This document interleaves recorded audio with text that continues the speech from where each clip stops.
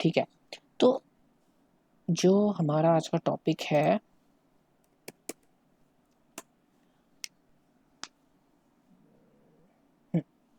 तो जो हमारा आज का टॉपिक है वो बेसिकली, यार ये लेट लेट क्यों ज्वाइन कर रहे हैं।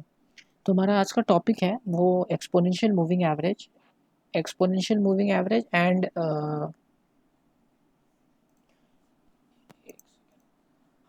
जो हमारा आज का टॉपिक है वो एक्सपोनेंशियल मूविंग एवरेज, जिसके ऊपर मैं एक स्ट्रैटेजी भी बताऊंगा जिसको हम EMA बोलते हैं। EMA का फुल फॉर्म है एक्सपोनेंशियल मूविंग एवरेज।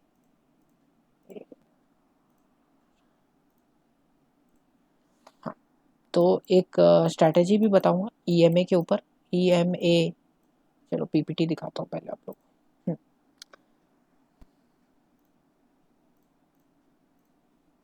तो हमने जितने भी बेसिक चीज़ें डिस्कस की थी, हमने उसमें से ट्रेंड लाइन बनाना अभी तक सीखा नहीं है। ये ट्रेंड लाइन की एक वेबिनार नेक्स्ट 2-3 दिनों में होगी। आज जो हमारा सेशन है वो मूविंग एवरेज एंड इंडिकेटर्स के ऊपर है। आज हम मूविंग एवरेज एंड इंडिकेटर को डिस्कस करेंगे। तो मैंने आपको प्रीवियस लेक्चर्स में सबको बताया हुआ था कि जो कैंडल होता है, कैंडल है, ये सपोज एक कैंडल है, ये रेड कलर की कैंडल है, तो इसका मतलब है कि इस कैंडल में सेलर्स हैं। ये सबको पता है कि इस कैंडल में सेलर्स हैं।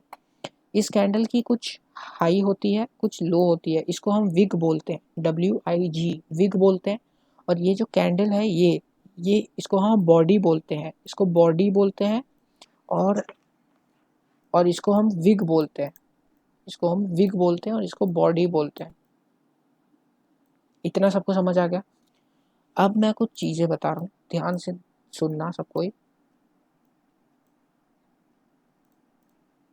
ये जो होती है, ये जो विग होता है, ये कैंडल का, अच्छे से बना देता हूँ एक बार।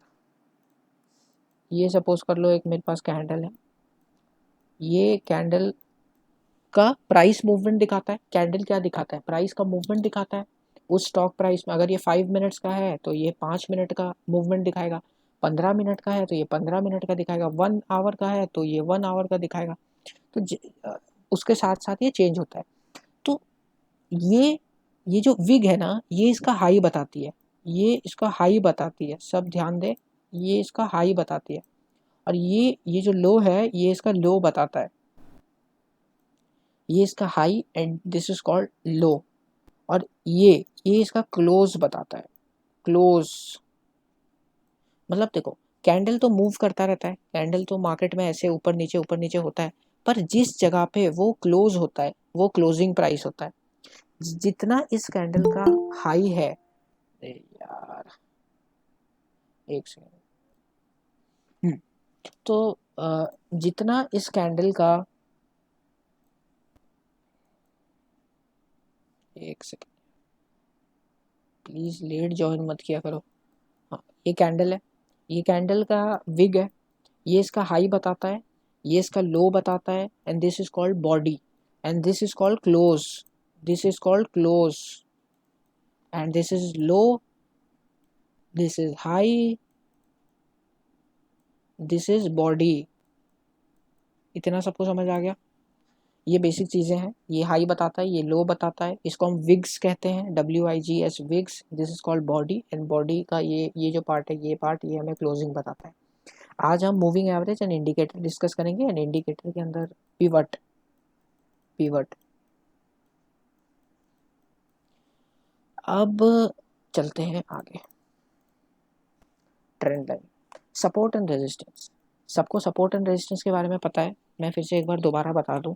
सपोर्ट वो जगह होता है जहाँ पे किसी स्टॉक का या फिर किसी भी चीज़ का अगर डिमांड बढ़ जाए, अगर किसी भी जगह पे डिमांड बढ़ जाए तो हम उसको कहेंगे डिमांड जोन, और यही डिमांड जोन होता है सपोर्ट। एंड रेजिस्टेंस क्या होता है? रेजिस्टेंस होता है,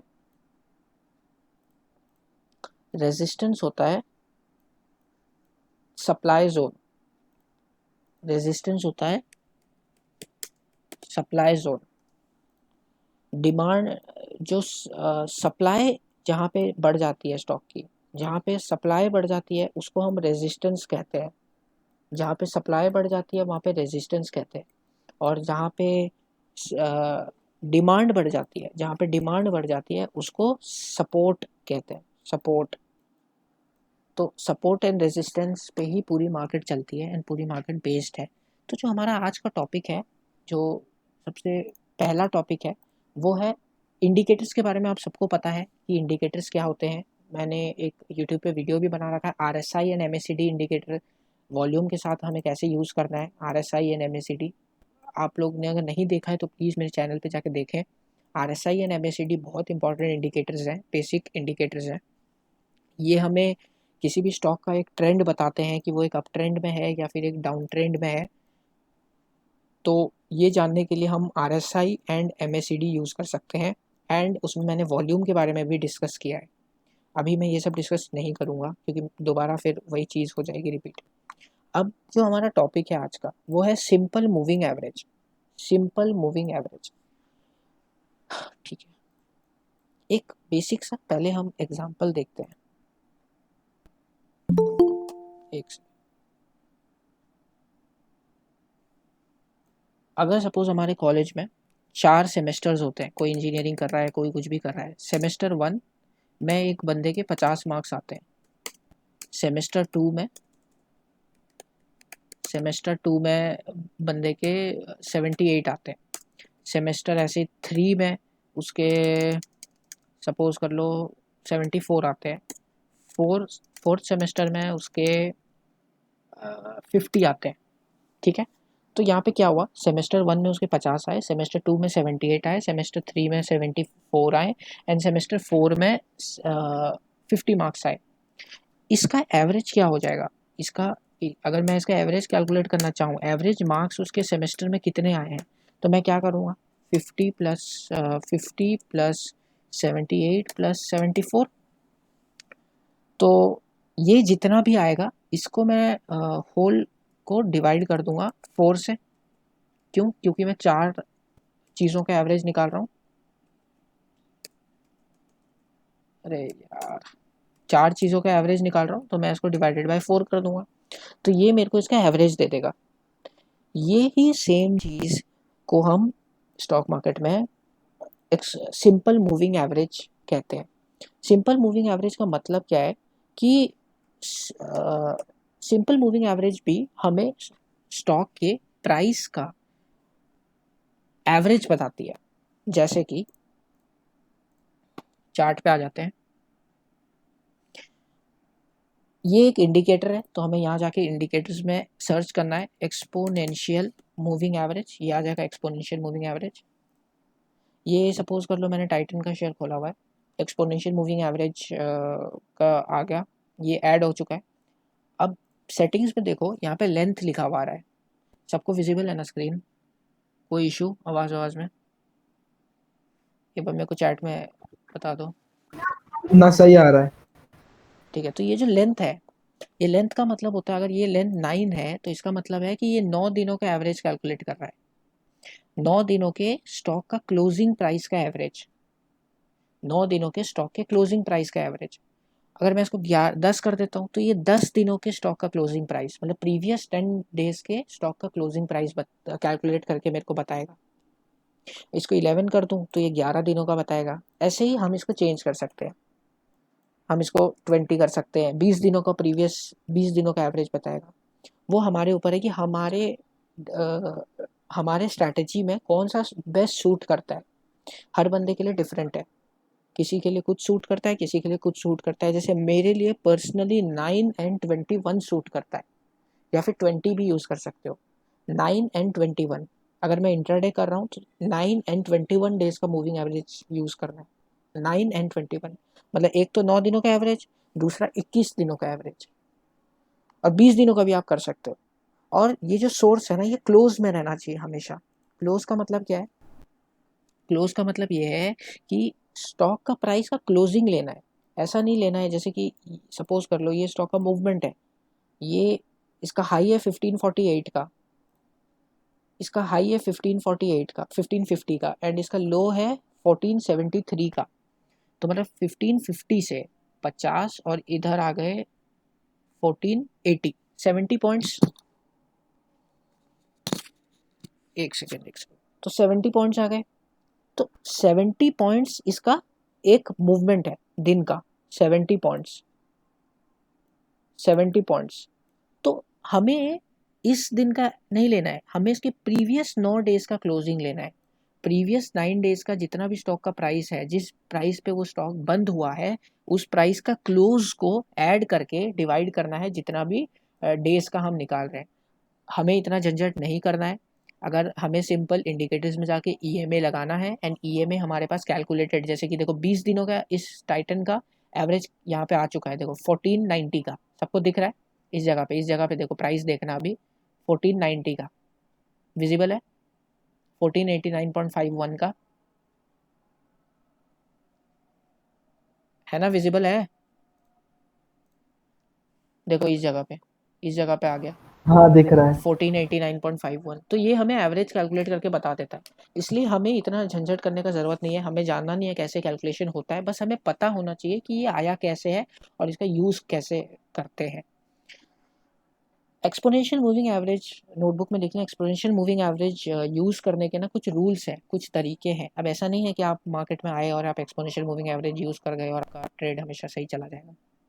एक्सपोनेंशियल मूविंग एवरेज आपको तब यूज़ करना है जब मार्केट ट्रेंडिंग मार्केट हो। ट्रेंडिंग मार्केट का मतलब क्या है?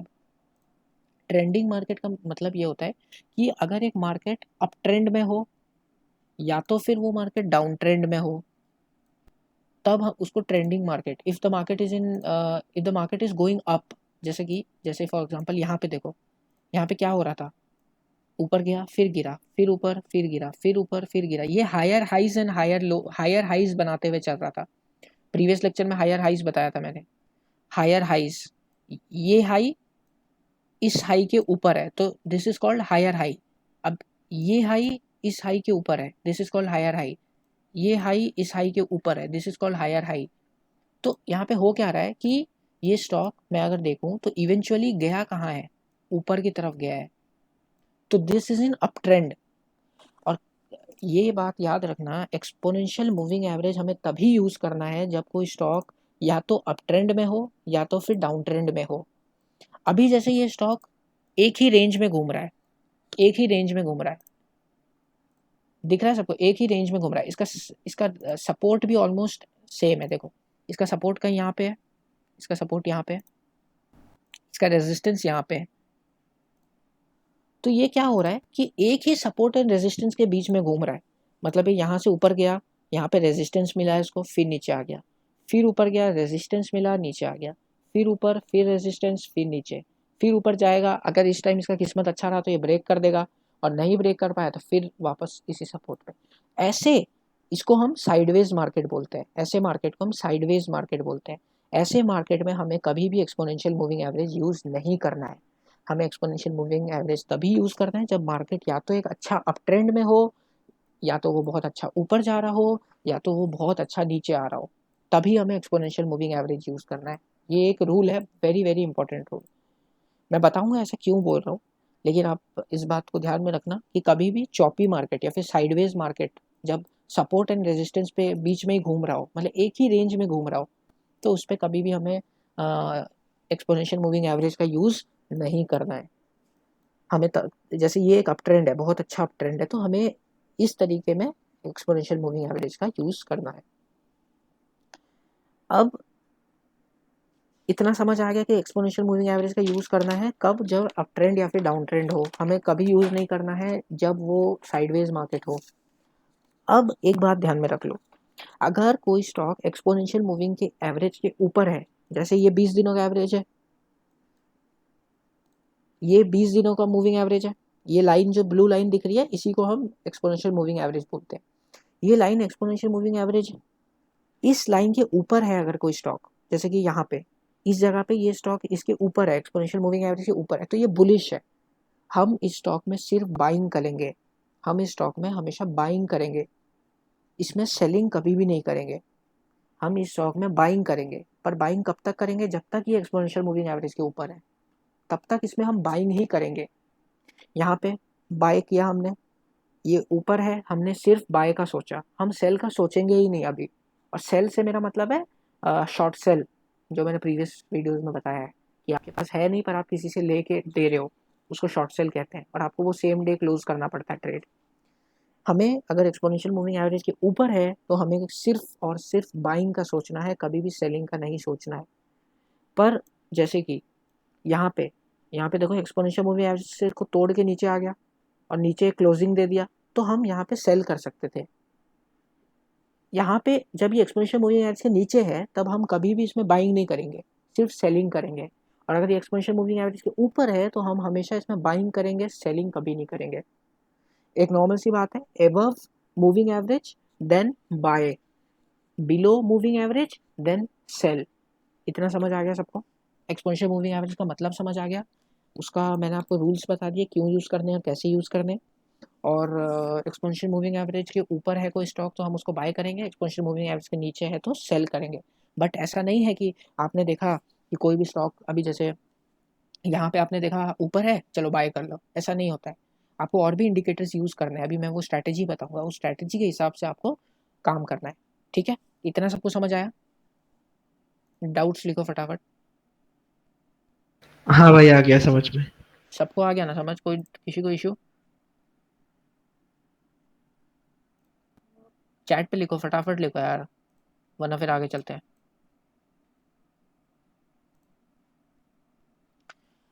हाँ ठीक है, लगता है सब सो गए हैं, कोई दिक्कत नहीं है। अच्छा सुनना, मैं पिछला क्लास नहीं किया हूँ, तो उसका क्या लेक्चर यूट्यूब में मिल जाएगा? हाँ यूट्यूब में उसका लेक्चर तो नहीं मिलेगा, बट पिछले क्लास में मैंने support and resistance and RSI के बारे में बात किया था, तो यूट्यूब अच्छा, पे जाके देख लेना। सपोर्ट एंड रेजिस्टेंस मेरा भी पता है, मेरा भी आरएसआई एक सेम बार था बोल भाई। देगा? सपोर्ट एंड रेजिस्टेंस अभी अभी बताया भाई। सपोर्ट एंड रेजिस्टेंस मालूम है, उसके बाद जो बोला ना आरएसआई ना क्या, वो वो यूट्यूब थोड़ा पे देख समझा लेना, देगा? वो यूट्यूब पे आज आ जाएगा आज। अच्छा अच्छा, ठीक है ठीक ठीक है। है, ओके आज आ जाएगा। Okay okay. उसका वीडियो रिकॉर्डेड हाँ, है, बस अमर भाई को डालना है वो वीडियो। हाँ अच्छा अच्छा, ठीक है भाई, कोई बात। ठीक है। ये इसका यूट्यूब पे लिंक दे देना। हाँ भेज दूंगा भाई, ग्रुप पे भेज दूंगा। ये इसका सपोर्ट एंड रेजिस्टेंस हो गया। अब चलते हैं आगे। अब जो बात है कि हमें चलो मैं एक बार ना तुम्हें ये दिखा देता हूँ कि एक्सपोनेंशियल मूविंग एवरेज हमेशा काम नहीं करता, वो भी दिखा देता हूँ। मैंने क्या बोला कि अगर एक्सपोनेंशियल मूविंग एवरेज के कोई स्टॉक ऊपर है तो हमें बाय करना है, अगर एक्सपोनेंशियल मूविंग एवरेज के नीचे है तो हमेशा हमें सेल करना है, मैंने ये बोला। लेकिन तुम यहाँ पे देखो, यहाँ पे एक्सपोनेंशियल मूविंग एवरेज के नीचे है, क्लोजिंग भी नीचे हुई है। यहाँ पे देखो, एक्सपोनेंशियल मूविंग एवरेज के नीचे क्लोज हुआ है कैंडल, लेकिन फिर भी कैंडल क्लोज हुआ तो हम क्या करेंगे, सिर्फ सेलिंग साइड देखेंगे। लेकिन इसने हमारा स्टॉप लॉस हिट करके ये ऊपर चला गया, देखो यहाँ पे, यहाँ पे देख लो, यहाँ पे इस जगह पे भी क्लोजिंग नीचे की तरफ हुई, लेकिन ये स्टॉक हमारा स्टॉप लॉस हिट करके ऊपर चला गया। तो इसीलिए हमें एक प्रॉपर स्ट्रैटेजी चाहिए, जिस स्ट्रैटेजी से हमारे पास जो एक्यूरेसी है वो बढ़ जाए और हमारा जो ट्रेड्स में लॉस है वो कम हो जाए। वो एक्यूरेसी अभी डिस्कस करूंगा। उससे पहले मैं एक बार आरएसआई बता देना चाहता हूँ, क्योंकि एक्सपोनेंशियल मूविंग एवरेज की जो स्ट्रैटेजी है उसके लिए हमें आरएसआई के बारे में भी जानना ज़रूरी है। एक बार दोबारा से मैं आरएसआई समझा देता हूँ, इतना अच्छे से नहीं, बस बेसिक समरी दे देता हूँ एक बार। आरएसआई भी एक इंडिकेटर है, हमें यहाँ पे जाके रिलेटिव स्ट्रेंथ इंडेक्स सर्च करना है। रिलेटिव स्ट्रेंथ इंडेक्स, इसका जो नाम है इसी में स्ट्रेंथ है, तो इसका इसका मतलब है ये भी एक स्टॉक में ना स्ट्रेंथ दिखाता है। अगर इसका आरएसआई 40 से ज़्यादा है, देखो एक नॉर्मल आरएसआई का जो रेंज होता है वो 30 एंड 70 के बीच में होना चाहिए। एक नॉर्मल स्टॉक का आरएसआई 30 टू 70 के बीच में होना चाहिए। अगर वो 30 से कम है तो वो ओवर सोल्ड है, मतलब कि अब उसका सपोर्ट आने वाला है, या फिर उसमें अब बाइंग आने वाली है, या फिर अब उसमें डिमांड बढ़ने वाला है, कुछ भी कह लो। अगर वो 70 के ऊपर है तो उसका मतलब है कि अब उसमें रेजिस्टेंस आने वाला है, अब उसमें सप्लाई आने वाला है, अब उसमें सेलिंग आने वाली है। इतना समझ आ गया? 30 से नीचे मतलब कि ओवर सोल्ड, बहुत ज़्यादा बिक चुका है, अब इसके नीचे नहीं जाएगा। 70 के ऊपर मतलब ओवर बॉट, बहुत खरीदार बढ़ चुके हैं, अब इतना महंगा नहीं बिकेगा। समझ आया कि नहीं आया? जैसे कि हाँ भाई, आ गया। जैसे कि ये आरएसआई का चार्ट है, इसमें हमें कुछ चेंजेस नहीं करने हैं। एक चेंज कर सकते हैं, ये RSI 14 है, यानी कि 14 ये रहने दो, 14 है ना, क्लोजिंग प्राइस सही है। देखो जैसे कि यहाँ पे देखो, इस जगह पे ये स्टॉक ऊपर गया, सॉरी ये लाइन थोड़ा सा टेढ़ा बन गया, ये स्टॉक यहाँ पे ऊपर गया, इसका मतलब क्या है? अच्छा एक बात बताओ, एक आदमी ऊपर कब जाएगा? अगर एक आदमी को सीढ़ी चढ़नी है, ऐसे सीढ़ी है कुछ, तो वो आदमी ऊपर कब जाएगा? जब उसके पास उतना स्ट्रेंथ होगा ऊपर जाने के लिए। राइट और रॉन्ग? हाँ भाई सही है। तो उस आदमी के पास अगर स्ट्रेंथ होगा तभी वो ऊपर जा सकता है। तो सेम चीज RSI बताता है कि उस स्टॉक के पास स्ट्रेंथ है या नहीं। जैसे कि यहाँ पे देखो, इस जगह पे ये स्टॉक ऊपर गया, इसका मतलब क्या है कि इसके पास स्ट्रेंथ है। तो यहाँ पे देखो RSI भी ऊपर गया है, थोड़ा सा RSI भी ऊपर गया है, और फिर RSI भी एक अप ट्रेंड में है। देखो RSI भी अप ट्रेंड में है। अगर स्टॉक ऊपर जाता है तो RSI अप ट्रेंड में होता है। ये जरूरी नहीं है, बट ऐसा हमें मोस्ट ऑफ द केस में ऐसा होता है, मोस्ट ऑफ द केस में ऐसा होता है। देखो और एक जगह पे, यहाँ पे स्टॉक का प्राइस ऊपर गया तो RSI भी ऊपर गया। एक बहुत ही एक्सेप्शनल केस है जिसमें RSI में गेम होता है, और RSI वो एक्सेप्शनल केस अगर किसी ट्रेड में मिल जाए ना, तो एक्यूरेसी जो होती है वो 80% के अबव बन जाती है, बट वो इजीली दिखती नहीं है। वो मैं आने वाले वेबिनार या फिर वीडियो में यूट्यूब पे बता दूंगा। अभी RSI का वीडियो नहीं है, तो इसलिए मैं इतना डिस्कशन नहीं कर रहा हूँ। वो वीडियो देख लेना, सबको RSI एंड MACD समझ आ जाएगा। ये जो हमारी स्ट्रैटेजी है, नोटबुक निकालें और लिखना स्टार्ट करें कि जो ये स्ट्रैटेजी इंट्राडे की स्ट्रैटेजी है। मैं यहाँ पे लिख देता हूँ सब कुछ। ये स्ट्रैटेजी इंट्राडे की स्ट्रैटेजी है। इंट्राडे का मतलब, अगर हम 9:15 पे कोई शेयर बाय करते हैं तो हमें उसको 3:30 से पहले सेल करना ही करना है। ये इंट्राडे की स्ट्रैटेजी है। इसमें हम मूविंग एवरेज, इसमें हम एक सेकेंड, इसमें हम exponential moving average and RSI use करेंगे। Exponential moving average and RSI use करेंगे। ठीक है, ये स्ट्रैटेजी मैंने आपको बताई भी है एक बार, अगर आप सबको याद है कि EMA क्रॉसओवर स्ट्रैटेजी है, ये आप सबको पता है। एक वीडियो में मैंने बताया था, रूल्स भी लिखवाए थे, याद है किसी को? भूल गए? कि अगर एक एक ये सपोज 20 डेज का हो गया, एक लगा लो EMA, यहाँ पे लगा लो मूविंग एवरेज 9 डे का, तो इसको कर देता हूँ ब्लैक। इसमें आप कलर चेंज कर सकते हो अपने हिसाब से। मैंने आपको स्ट्रैटेजी बताई थी ना कि जब भी क्रॉसओवर हो, और देखो जैसे यहाँ पे 9 EMA ऊपर को काट के निकला है, और यहाँ पे RSI भी 50 के अबव है, तो हमेशा यहाँ पे बाइंग करनी है। मैंने बताया था या नहीं बताया था ये सब? याद है किसी को? यहाँ पे EMA crossover, RSI above 50, will go for bye.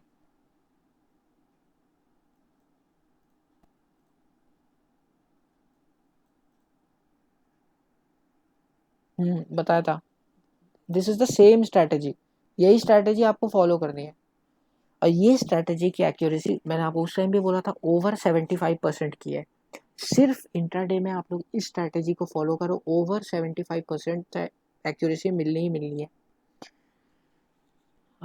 EMA exponentially वाला कहाँ से क्लिक करके देख रहा है? आपको कुछ नहीं करना, ट्रेडिंग व्यू में जाना है, इंडिकेटर्स सर्च करने हैं।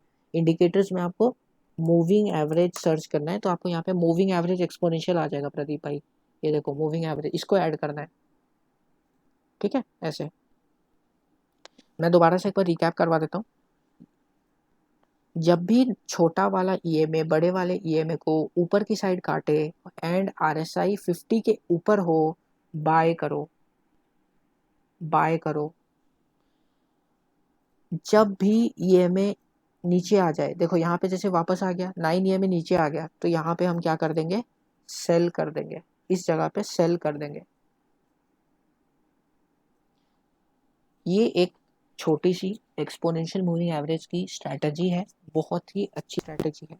इसी स्ट्रैटेजी को इंट्राडे के लिए फॉलो करें। 1 या 2 या 3 या 5 या 10 अपने कैपिटल के हिसाब से ट्रेड्स ले, stop loss and target decide करें, फिर ट्रेड लेना स्टार्ट करें तो बेटर होगा। अब जो नेक्स्ट टॉपिक है, ये स्ट्रैटेजी क्लियर है? कोई डाउट है इसमें पूछ लें। कोई डाउट नहीं है, मेरे को ऐसा लग रहा है। ठीक है, तो जो नेक्स्ट स्ट्रैटेजी है वो नेक्स्ट स्ट्रैटेजी है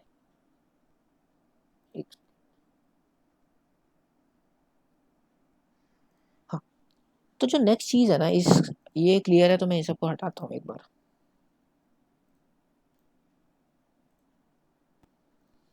हम यहाँ पे ऐड करेंगे पिवट्स, पिवट पॉइंट स्टैंडर्ड। एक सेकेंड,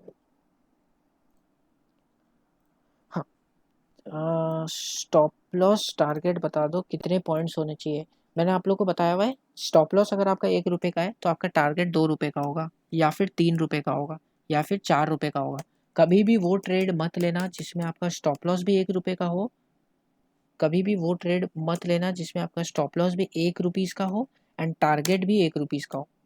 ये ट्रेड कभी भी मत लेना, नो, कभी भी मत लेना। हमेशा वो ट्रेड लेना जिसमें आपका स्टॉप लॉस 1 रुपये का हो एंड आपका टारगेट 2 रुपये, 3 रुपये, 4 रुपये या इससे ज़्यादा का हो।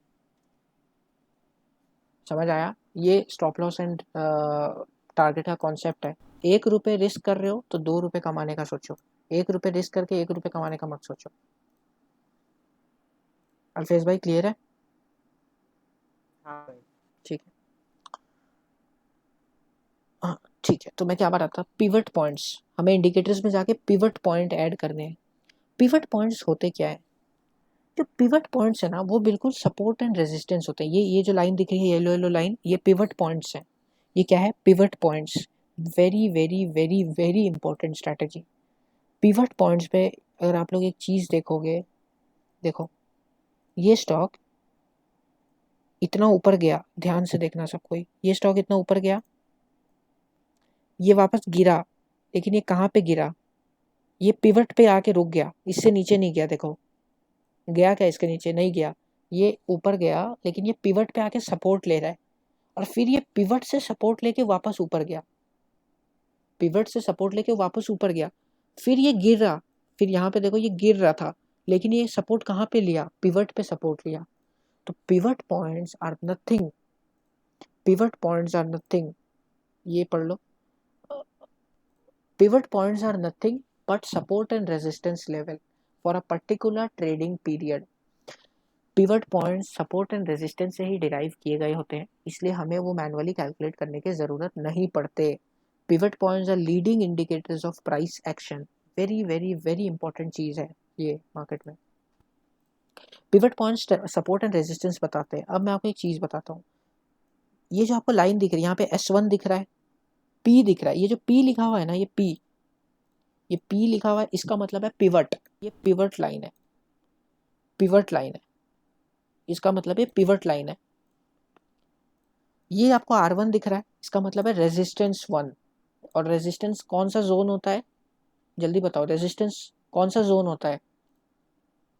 जहाँ पे सेल होता है। बिल्कुल सही, this is first selling zone. R2 मतलब this is second selling zone. अगर फिर ये R2 को क्रॉस कर जाता है तो फिर R3, R3 is second selling zone. Same चीज यहाँ पे पिवट के नीचे सपोर्ट है S1। देखो ये स्टॉक ने S1 पे सपोर्ट लिया और फिर ये वहां से R1 के ऊपर, पिवट के ऊपर चला गया। S1 पे सपोर्ट लिया ना, ये देखो S1 पे सपोर्ट लिया और फिर वापस ऊपर चला गया। तो S1 इज सपोर्ट 1, सपोर्ट यानी डिमांड जोन, यहाँ पे इसका डिमांड बनता है। पिवट कुछ नहीं है, बस तुम्हें बेसिकली ये सपोर्ट एंड रेजिस्टेंस निकाल के दे देता है। जैसे कि इस दिन देखो, इस दिन क्या हुआ, इस दिन ये स्टॉक गिरा पर ये पिवट पे सपोर्ट लिया और फिर R1 तक ही गया, यानी ये हमारा फर्स्ट टारगेट तो हिट हो गया। फिर ये गिरा, कहाँ तक गिरा? पिवट पे ही वापस सपोर्ट लिया, फिर पिवट पे सपोर्ट लिया और फिर एंड में पिवट को तोड़ा, और ये कहाँ तक गिरा? सपोर्ट 1 तक गिरा।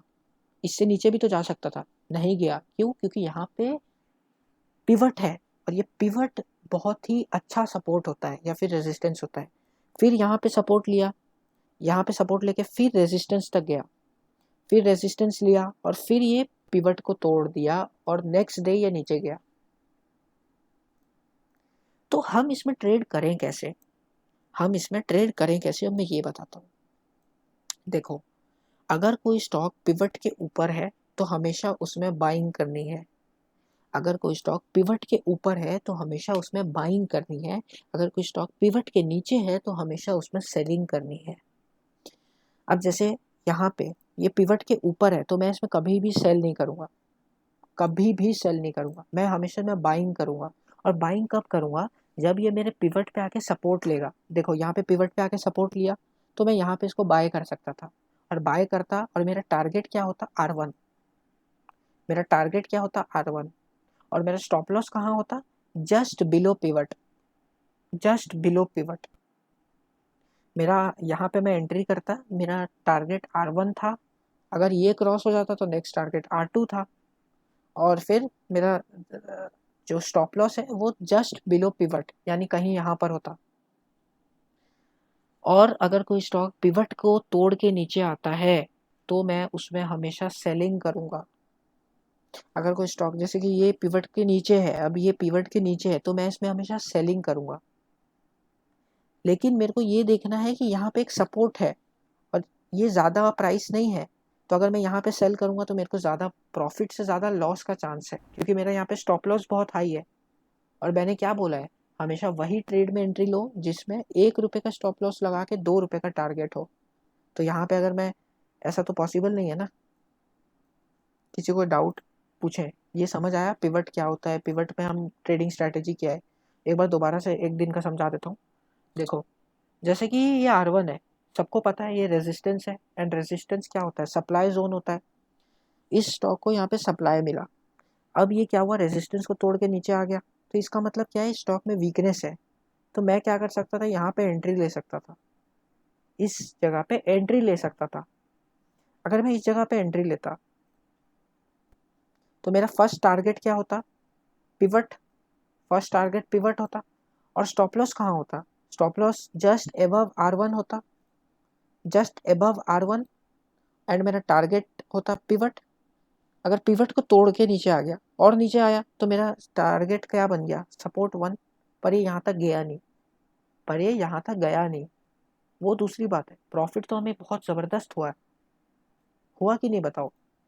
और ये पिवट हमेशा अगर हमें इंट्राडे करना है तो 15 मिनट्स पे देखना है। चलो 15 मिनट्स पे भी थोड़ा बैक टेस्ट कर लेते हैं कि ये काम कैसे करता है।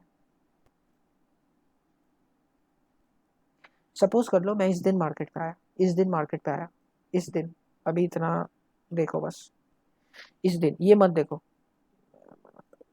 ये मत देखो, अभी बस इस दिन का देखो।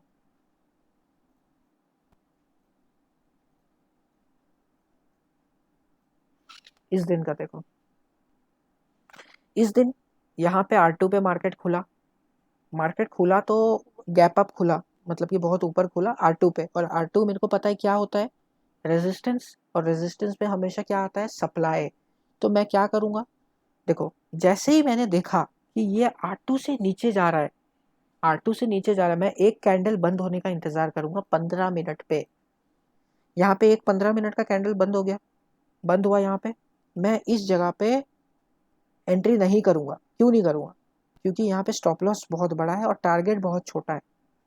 यहाँ पे देखो, अगर मैं ट्रेड यहाँ पे एंटर करता, मेरा स्टॉप लॉस इतना बड़ा हो जाता और मेरा टारगेट बस इतना इत्तू सा हो जाता, तो मैं एंटर नहीं करता यहाँ पर।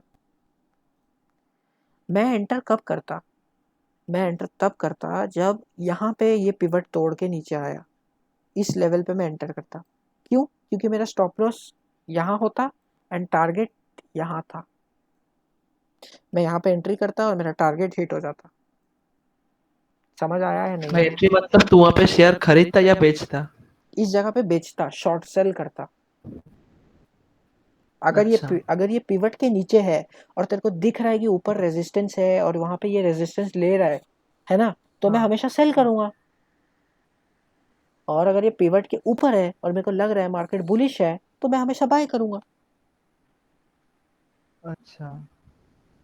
अच्छा ठीक है। हाँ, कोई डाउट? ये बहुत इंपॉर्टेंट स्ट्रैटेजी है, इसके रिगार्डिंग डाउट्स पूछो।